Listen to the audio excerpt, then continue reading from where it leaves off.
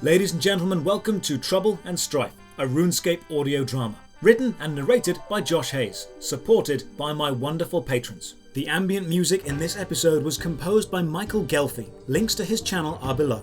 Episode 5, Rune Mysteries, Part 1. It had been a few days since I'd helped Father Eric with the spirit in the graveyard, and I'd slowly been adjusting to life in Lumbridge. It was a sleepy, pleasant village.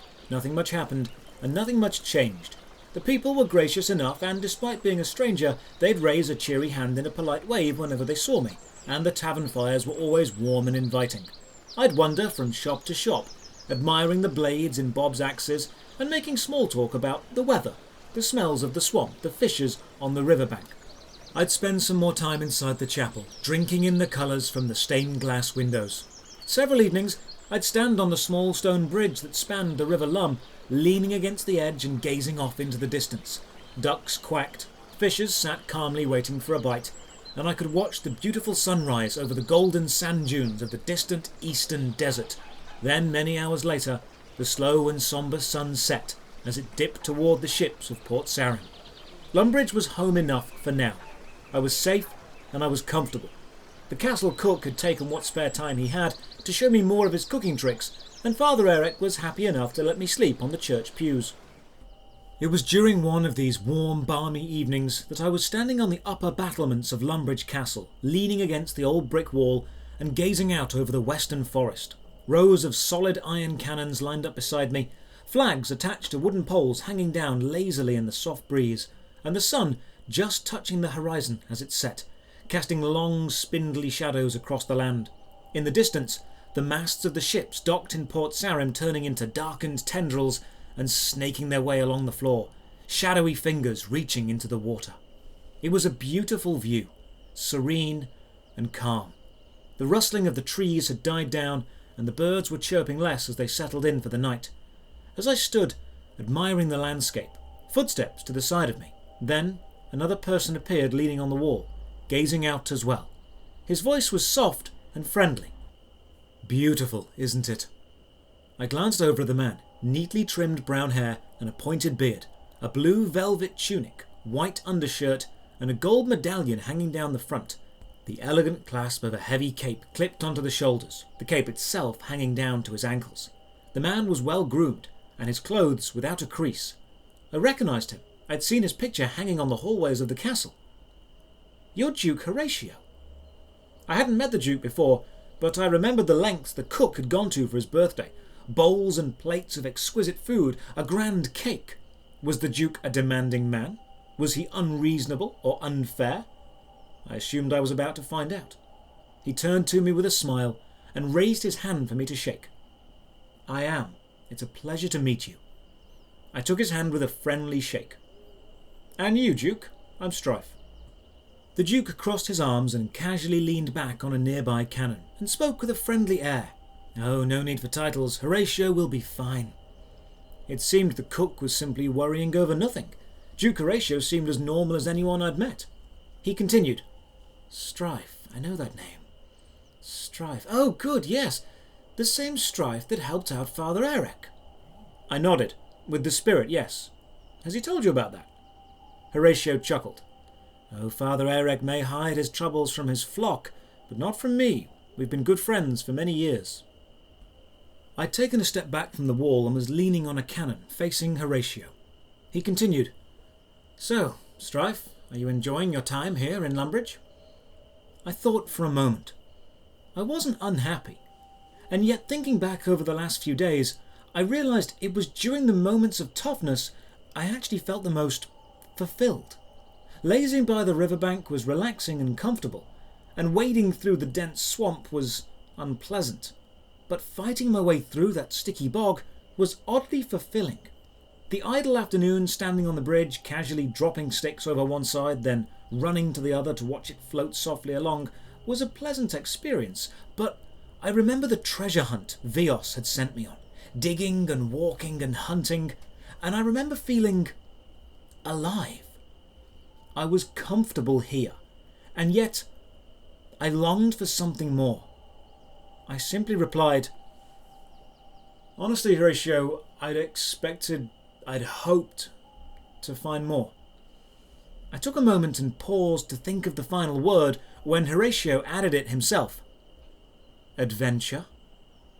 We both looked at each other, both leaning casually on the barrels of cannons pointed over the land, both bathed in the afternoon twilight. The flags had fallen silent and the shadows had drawn longer.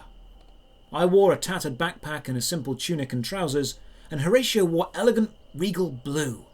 And yet, in that moment, we felt almost equal. He spoke some more.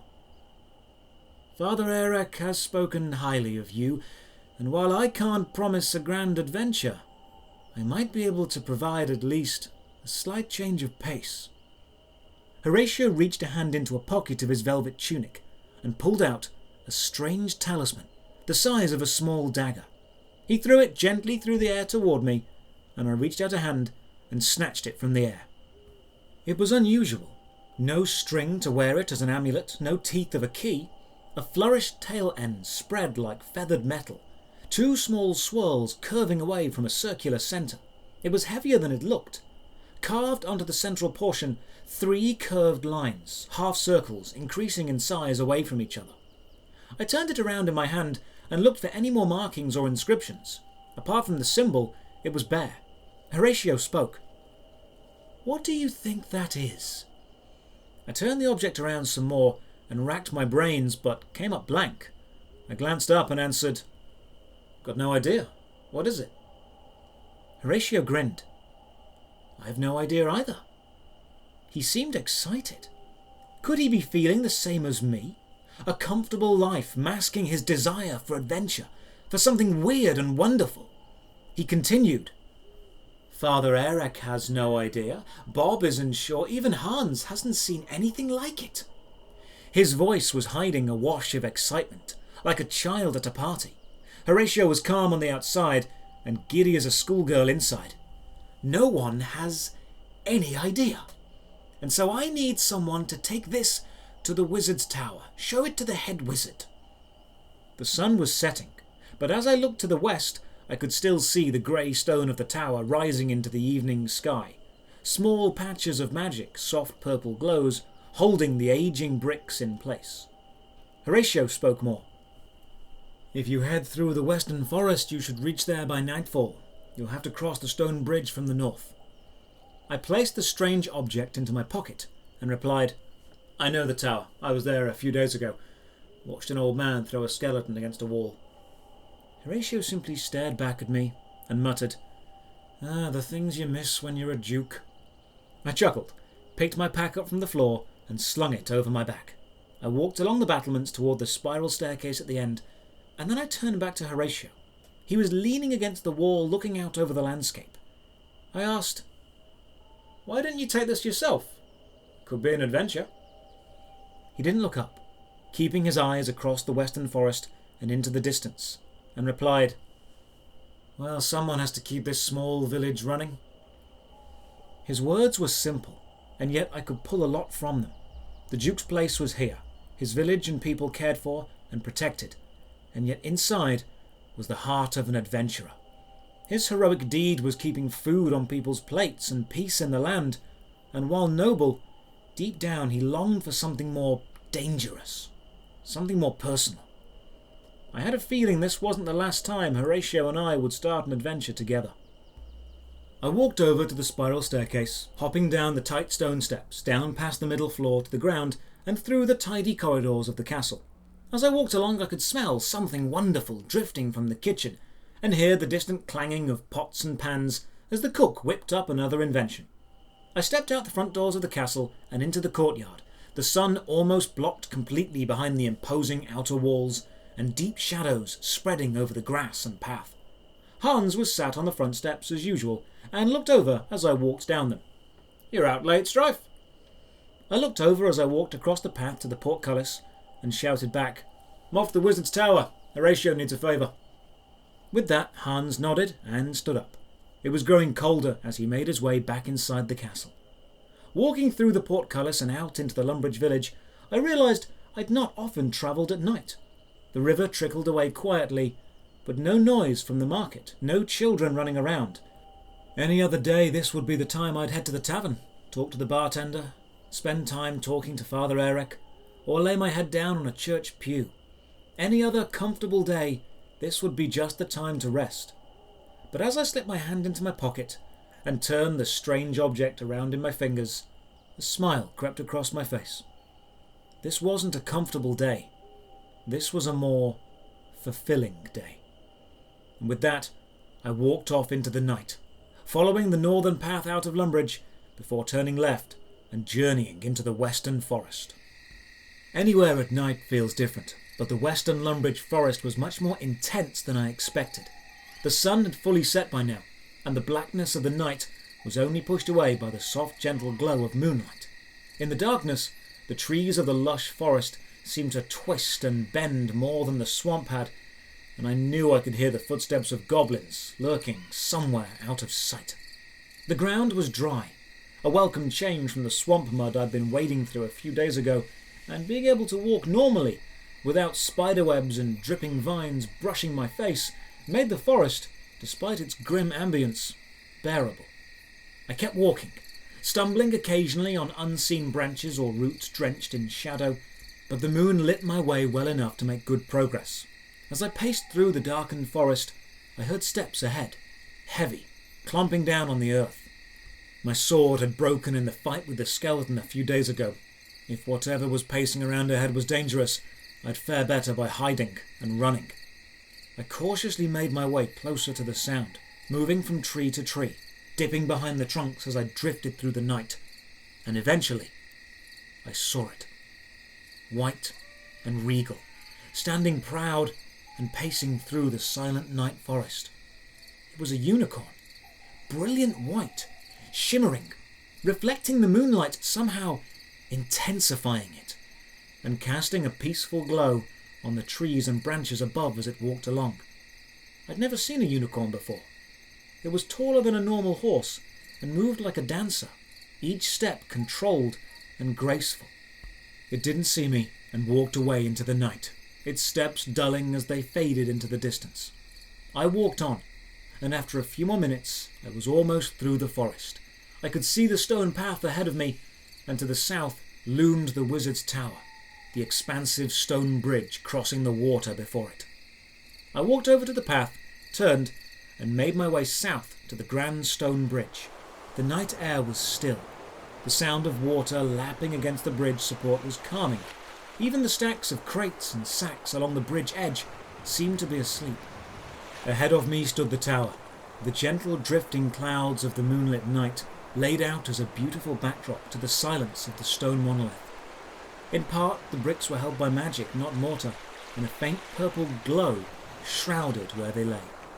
Crossing the bridge and stepping onto the small island, I could see the tower's main doors were open, and the orange glow of torchlight danced from the doorway onto the ground outside.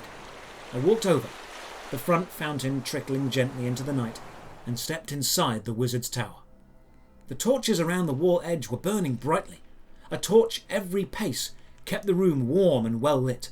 Shadows jumped into existence, then flickered out quickly as the light found them. The tower was home to study, and I imagined the scholars would pace the rooms and corridors, reading and writing, needing light at every step and turn. I'd been here a few days ago, on request of the spirit in the Lumbridge graveyard, but didn't really have chance to explore. I knew where the library was, and I'd wandered through the basement, but the upper floors were still new to me. Horacio had asked me to take the strange object to the head wizard, and not knowing who that was, I figured it would be best to ask someone. I was standing in the entrance room. The blue rug with the star of Saradomin sewn into it softened my steps as I walked across the large empty room toward the wooden door on my left. I knew this led to the library, and I'd likely find someone there. Opening the door and stepping through, I was greeted with the wonderful smell of old books and fresh ink. The room was packed with bookshelves from floor to ceiling, stacked with books of all shapes and sizes, heavy wooden tables set in rows between the shelves, and blue-robed wizards sat, studying, reading and writing. The torches in this room burned even brighter, and it was better lit than during the day. Not a single shadow lay anywhere, and as I stood in the doorway looking around, a pile of books walked past me. It was being carried by a blue-robed wizard and stacked all the way up past the point of a big blue hat. I asked quickly, "Excuse me, I'm looking for the head wizard." The stack of books stopped and turned, then was placed carefully onto the floor. I could see the wizard carrying them was a young girl. She glanced up and replied, "Cedrador, he works in the basement." I knew her. It was the same girl I'd asked before, the one who melted the skeleton at the altar. "Hey, I know you." The girl seemed puzzled. "You saved Cedrador and me a few days ago, the skeleton thing in the basement." The girl thought, then a flash of memory jumped across her face. "Oh, you're that guy." I nodded. Then we both stood awkwardly and looked at each other. I quickly added, "Yeah, thanks for that. Again, that was quite the spell." The girl smiled and replied, "Yeah, it's lucky I was working on it at the time. Should melt most undead things, skeletons, ghosts, zombies." Another awkward pause. She picked up the pile of books and, with a final, "Well, see ya," she walked off into the library. A spell powerful against the undead. That could come in handy. I'd have to remember to come back here sometime and ask her to teach me. The young girl had mentioned Cedrador was the head wizard. I knew where he worked. He'd helped me with the spirit a few days ago. So with that, I returned to the entrance hall, paced across and through the other wooden door into the stairwell. Spiral stairs going up, ladder leading down. And as much as my curiosity wanted to climb the steps and explore the tower, that would have to wait. I sat down, slung myself onto the wooden ladder, and climbed carefully downwards. The basement tunnel was lit just as above, with wooden torches flickering their light along the exposed brickwork, held to the wall with strips of polished brass and bronze. I made my way along. The underground section felt half tunnel, half corridor. It was dug out of the ground and still smelt faintly of damp earth. The wooden struts holding up the edges were strong and firm, and the torches nailed into what brickwork there was made it feel almost complete, like a building project that was abandoned long ago and yet still served its purpose. The end of the tunnel turned right and then stretched away into the distance. I knew Cedrador's room was on the right, so I walked along and knocked on the closed wooden door, calling out, "Cedrador! Sorry to wake you. It's Strife." I heard a rustle from inside, then the sound of a torch being lit, footsteps across a stone floor, and the door handle rattling as it opened. Cedrador stood in the doorway, sleepy-eyed and wearied. I'd forgot it was night time and most people were probably in bed by now. He wore a blue nightgown, the same blue as the robes I'd seen him in before, same length and cut. I wondered if everything he owned and wore was some form of blue robe when he spoke. "Strife, it's the middle of the night. What do you want?" I reached into my pocket and pulled out the strange object Duke Horacio had given me, then handed it over. He reached a sleepy hand forward and took it from me, peering down at its odd shape, turning it around in his hands and examining the details. Eventually, he looked up at me, mouth slightly open, face sleepy, but eyes wide awake, his voice excited. "Do you know what this is?" I shook my head and answered, "I have no idea. And neither does Duke Horacio, Bob the axe shop owner, or Hans. No one who's seen this has any idea what it is." With those words, Cedrador's eyes seemed to sparkle. His posture straightened up and lips curled into a smile. He'd been given a puzzle, a mystery, and if there was one thing an old wizard lived for, it was studying the unknown and being the first to solve it. He paced quickly back into the room. He didn't have time to beckon me to follow, though. He was too excited to start a new project, so I simply stepped into the room myself, walked over to the dining table and pulled out a chair, placing my pack on the floor as I sat down. The old wizard spoke more, his words rushed and excited. "So tell me what we already know, Strife. How old is it? What does it do? Where does it come from? What does Horatio have it? What do we think it is?" I looked up and answered every question with 2 words. "No clue." Cedrador stopped his frantic pacing and looked over at me, the smile on his face now even broader. "No one has any idea what this thing is." I shook my head. With that, the old wizard seemed to almost jump for joy as he rushed around, grabbing various books and scrolls from shelves, laying them out on the bed, on the floor, and across the table, The whole room was his workspace, and he was caught up in a flurry of excitement, like a child at a birthday party. He didn't know what to read first, flittering from book to book, scroll to scroll. He would hold the object up in one hand and a book of symbols in the other, compare them, then shake his head and toss the book aside. The sight of an aging wizard nonchalantly throwing old books around, letting them fall to the floor with pages rippling and folding, was odd. I'd assumed he would have more respect for the books on his shelves, but he was so caught up in the excitement of the moment, the mad passion of a new mystery to solve, he had quite forgotten about caring for things.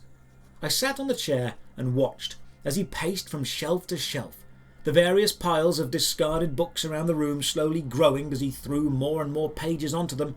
Some of them began to build up high enough to fall to the side, and books slid across the floor as they fell. After several minutes of pacing, muttering to himself, flinging scrolls and papers around, and intensely staring at the object as he did, he stopped and stood dead still. The object raised in front of him and held in both hands. His face twisted into pure confusion, and then, slowly, it morphed into understanding as he whispered, "This is it. The legacy of our ancestors." With those words, he calmly lowered the object, staring straight ahead, deep in thought. Slow and steady, he turned to look at me and spoke with hushed excitement. "This is it, Strife. This is it, the missing piece of the puzzle." I stood up and walked over to him. Looking from his face to the object and back again, I asked, "What puzzle? What is this?" With that question, the old wizard returned to a flurry of activity, grabbing a quill and pot of ink, unrolling a blank scroll onto a desk and writing with speed, the nib of the feather scratching away and flinging errant drops of ink around as he did. He quickly finished the hasty letter, rolled it up, and tied it with a blue string before turning around and holding it out toward me, his voice energetic and excited. "Strife, take this. Go to Varrock, to the rune shop south of the eastern bank. Hand it to Aubrey and no one else." I reached out and took the letter. The moment I did, Cedridor returned to the manic activity. More scrolls were produced and unrolls, more books ripped from shelves and flung open, the strange object never once leaving his hand. He was focused and determined. Every move was picking something up or putting something down, flicking through pages or studying an ancient text. His room was now a mess of knowledge and paper. He knew every word to every book back to front, yet this was exciting him. As he worked, I asked, "How do I get to Varrock?" Cedridor didn't take his eyes off the paper and simply replied, "Back to Lumbridge and north." It wasn't much of a direction. I'm sure simply heading north could take me anywhere. But Cedridor was clearly drawn so deeply into his current puzzle, any more questions would just annoy him. I decided I'd leave him to his manic reading and head back to Lumbridge. I could let Horacio know the next step. With my pack slung over my back and the letter tucked into my pocket, I walked out of Cedridor's room, down the brick corridor to the ladder, climbed up the wooden rungs back to the stairwell. The torches hadn't lost any of their brilliance and didn't seem to have burned down at all from earlier. That made sense. In a tower full of wizards, everlasting torches will be the first thing I'd think to install. I walked across the grand entrance hall and back toward the open front doors of the tower, stepping out into the night. The moon was drifting across the sky, clouds lazily passing in front of it, and moonlight bathed the land ahead. The stone bridge crossing the water and the forest beyond had that wonderful nighttime glow to them. The still, silent glow that only comes out at night and makes you feel all alone in the world and happy about it. I made my way forward and across the great bridge, the sound of my footsteps mixing with the waves below before fading away into the dull night air. I reached the end of the bridge, turned right, and walked toward Lumbridge Forest. The unicorn was nowhere to be seen. The trees stood silent, and I walked calmly on, more twigs snapping underfoot, more goblins moving behind tree trunks just out of sight. I hoped quietly they wouldn't jump out and attack me. I knew they were weak, but in the darkness and in numbers, and me having no weapon, I didn't like my odds. They seemed more cautious than I was, however, and resigned themselves to staring at me from the safety of the tree cover. A few more minutes of walking, stepping over the shadowed roots and ducking under the occasional low-hanging branch, and I made it through the dark forest, and walked toward the gravel path that would lead me back to Lumbridge. The village was close by, and after a short walk, I had passed the stone bridge and walked back through the open portcullis, back into Lumbridge Castle courtyard once more. The night was still, and despite being the only person around and seemingly awake, the courtyard felt safe, secure. I knew Lumbridge was a place of safety, and I knew if I relied on that, I'd never sate the yearning for adventure buried deep inside me. Walking across the shadowy castle courtyard, I hopped up the stone steps and into the castle, and turning down corridors and round corners, made my way to the spiral staircase in one of the corner towers. Places at night always felt different, a blanket of calm, of silence. The portraits along the walls just the same as they had been every day prior, yet they felt like they showed new places. The tapestries hanging on the walls seemed to be just as much asleep as the people of the castle. As I walked into the stairwell and took the first step upwards, I bumped into someone coming down. In the dim corridor torchlight we couldn't see each other. No harm was done, and I stumbled back slightly and dusted myself down quickly before offering a sincere, "I'm sorry, I didn't see you there." The reply came quickly. "It's not a problem, it's my mistake." It was Duke Horatio, just the man I was looking for. A stroke of luck I'd found him so soon. I spoke up. "Actually, you're just the man I'm looking for. I got some news on the strange object." Horatio's face lit up. He'd clearly been thinking about this while I'd been gone, and replied with a hearty, "Ah, fantastic. Come with me, we'll sit and talk." With that, he walked past me and made his way down the corridor and toward the kitchen. Clearly I'd bumped into his midnight snack run. I followed closely behind. We walked down the dimly lit corridor, reaching the locked kitchen door. Horatio reached for a ring of keys hanging by his side, sifted through them, then unlocked the door, stepping quietly inside. I walked in and shut the door behind me. The kitchen was dim, with a few candles burning from holders on the wall and an oil lamp, unlit, hanging above the worktop. Horatio took a candle from its holder, walked over to the oil lamp and lowered the lit flame into the open glass top. It quickly caught and washed the kitchen in a gentle yellow glow. Placing the candle back where he'd found it, Horatio glanced around, then picked up a small bread roll, obviously baked earlier, from a wooden crate by the wall, and casually leaned on the crate as he began to eat. He raised his eyebrows at me and asked, "So the object, what did they say?" I reached into my pocket and took out the bound letter, holding it gently as I walked toward the table, pulled out a wooden stool and sat down. I replied, "Not much, but Cedridor seemed very happy. He said something about the legacy of our ancestors, and he wrote this and told me to take it to Aubrey in Varrock." I placed the letter on the table, still rolled and tied. Horatio looked at it, then at me. After swallowing another mouthful of bread, he asked, "What does it say?" I replied, "I don't know. It's not for me. I haven't read it." Horatio went to take another bite of bread, then stopped, lowered the roll, and said, "You know, Father Eric really was right about you." With that, he stepped away from the wall and sat down on a stool opposite me. He placed the half-eaten bread roll on the edge of the wooden table and held out his hand.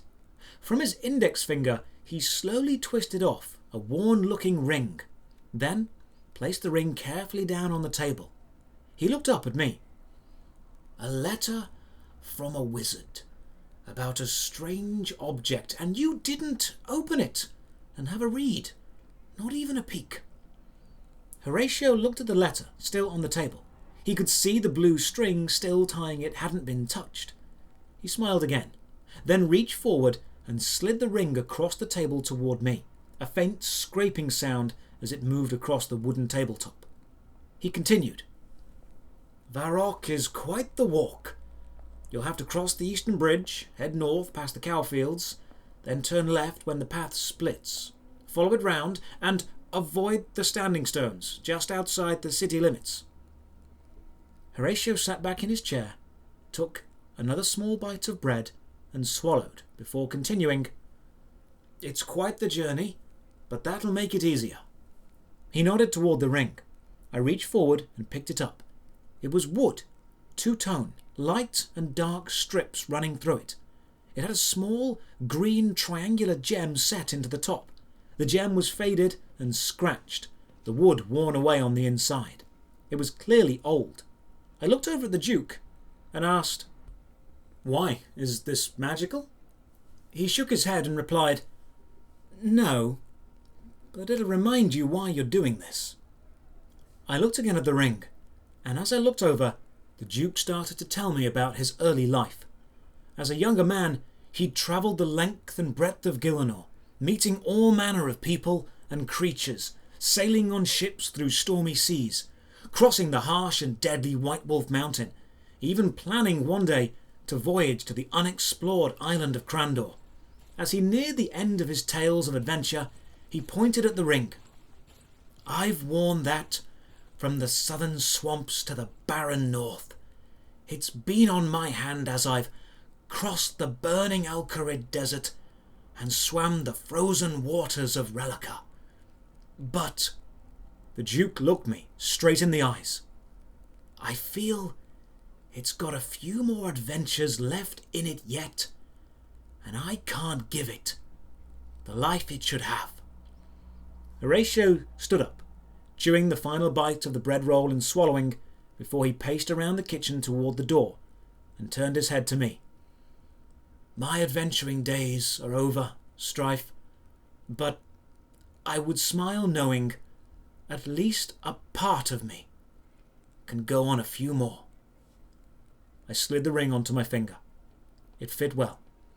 I placed the letter back into my pocket, pushed the stool under the table as I stood, and tightened the straps on my backpack as we both walked out the kitchen, the Duke turning and locking the door after us. As he placed the keys back into his pocket, he turned to me and spoke. "Get some sleep. It's dark and you've never made the journey before. It'll be safer if you wait till morning." I nodded in agreement and replied with, "Yeah, sounds like a plan. I'll head to the church and I'll get some sleep." The Duke let out a sharp, friendly exhale as he laughed. "Nonsense. There's a guest bedroom." He took a key from the metal ring and passed it over to me. "First floor, end of the hall. Just give the key back to Hans in the morning." With that, Horatio walked to the end of the corridor and hopped up the spiral staircase. I looked at the key in my hand and the ring on my finger. Horatio still had the flame of adventure burning inside him, and yet he was confined here. He was a good Duke, but a lonely hero. I walked down the corridor, climbed the spiral steps to the first floor, and made my way to the end of a well-furnished, well-lit corridor. Rows of wooden doors by my side, passing them one by one, until eventually I reached the final one. I pushed the key into the lock, and it twisted with a satisfying click. The door opened into a modest-sized room, a double bed made with clean white sheets, a dressing table with various perfumes and oils in bottles spread around on top of it, and a glass window showing the blackness of the night outside, draped either side with brilliant blue curtains. I shut the door behind me and dropped my pack at the side of the bed, then fell myself heavily onto the soft bedding. It puffed up around me as I landed, and then settled calmly downwards. Tomorrow I'd make my way to Varrock, and I'd hand the letter over to Aubrey. I didn't know what Cedridor had found, but it was clearly important, and as I thought over the events of the day and the journey of the night, I drifted soundly off to sleep.